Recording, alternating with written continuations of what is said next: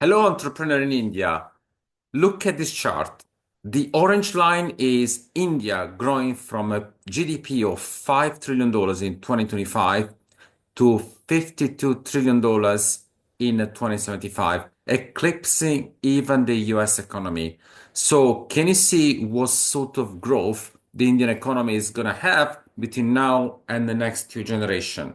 Now, this is why I'm going to ask you today to subscribe to the Exponential Blueprint. The Exponential Blueprint is a newsletter that has been created to provide financial intelligence, CFO intelligence to entrepreneurs who want to scale with intellectual property monetization and going globally. I got 17 years experience as a CFO, and I have created this program for entrepreneurs all over the world. It's time really for India to enjoy the success that it deserves, and I'll hope to see you there.